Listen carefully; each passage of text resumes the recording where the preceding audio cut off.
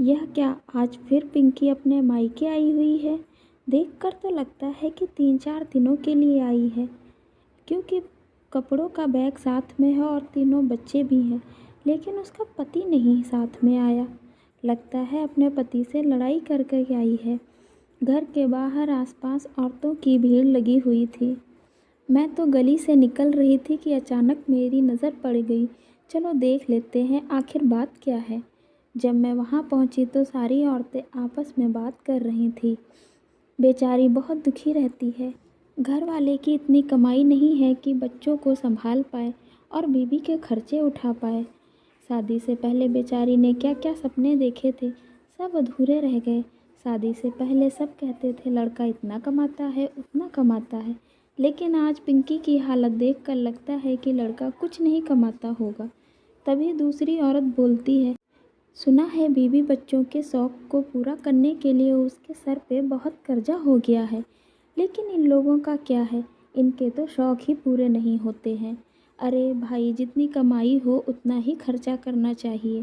तभी पिंकी की बड़ी वाली भाभी बाहर निकल कर आती है और कहती है, अरे तुम लोग चुप हो जाओ, ज़िंदगी तो एक ही बार मिलती है, उसे भी क्या बेचारी मर मर के जिए।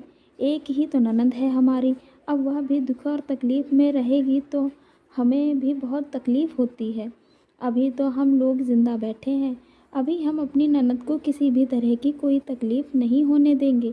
इन लोगों की बात सुनकर मैं समझ गई कि पिंकी के घर में ज़रूर लड़ाई झगड़ा हुआ है।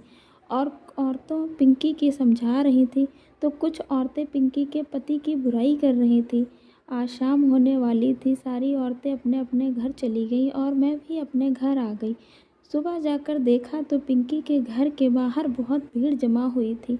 मैं वहां पहुंची तो पता चला कि पिंकी के पति ने आत्महत्या कर ली है। इस बात को सुनकर मैं बहुत हैरान हो गई, क्योंकि पिंकी के छोटे छोटे बच्चे हैं। वह अपनी पूरी ज़िंदगी कैसे काटेगी। पति था कैसा भी था, लेकिन यह टेंशन तो नहीं थी कि बच्चों को कैसे पालना है। लेकिन अब तो पिंकी के पति के ख़त्म होने के बाद उसकी पूरी ज़िंदगी कैसे कटेगी। लेकिन पिंकी को यह बात किसी ने नहीं बताई।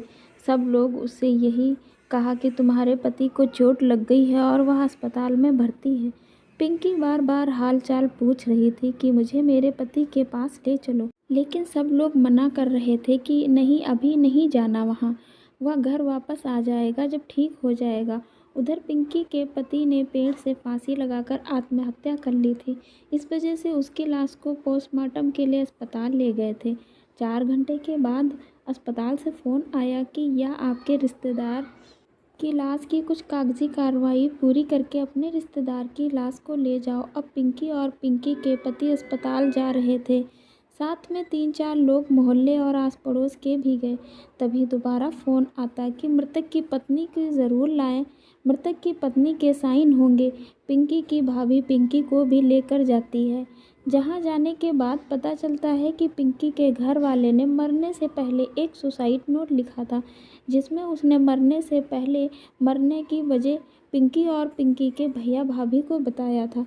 अब सुसाइड नोट की वजह से पुलिस केस बन गया था। पिंकी और पिंकी के भैया भाभी को अस्पताल जाते ही पुलिस वालों ने उन्हें पकड़ लिया और जेल में बंद कर दिया था।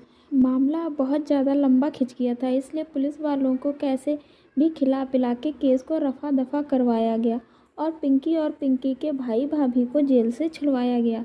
इधर किसी तरह से पिंकी के जान पहचान वालों ने पिंकी के ससुराल में यह बता दिया कि पिंकी के पति ने आत्महत्या कर ली है और इस आत्महत्या के जिम्मेदार पिंकी और उसके मायके वाले हैं। अब पिंकी के ससुराल वाले वहां आकर के पिंकी और पिंकी के मायके वालों पर मुकदमा कर देते हैं, जिसकी वजह से पिंकी और उसके मायके वालों को बहुत दुख झेलना पड़ता है। मायके वाले केस में भी पैसा लगा रहे हैं और पिंकी के बच्चों को भी पढ़ा लिखा रहे हैं। आज पिंकी को अपनी उस गलती पर बहुत दुख होता है। जब वह अपने पति से लड़ करके अपने मायके आई थी, उसके एक गलत कदम ने 2 परिवारों को बिखेर के रख दिया और पति की भी जान चली गई।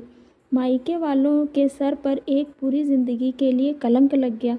दोस्तों, किसी भी लड़की को चाहिए कि पति पत्नी के झगड़े में वह कभी भी अपना घर छोड़कर मायके ना आए, और कभी चली भी आती हैं तो मायके वालों को भी चाहिए उसे समझा बुझा कर उसके घर वापस छोड़ आए। क्योंकि लड़ाई झगड़े सभी के घर में होते हैं। लड़ाइयों में पति हो या पत्नी दोनों का ही घर से निकलना अच्छा नहीं होता है।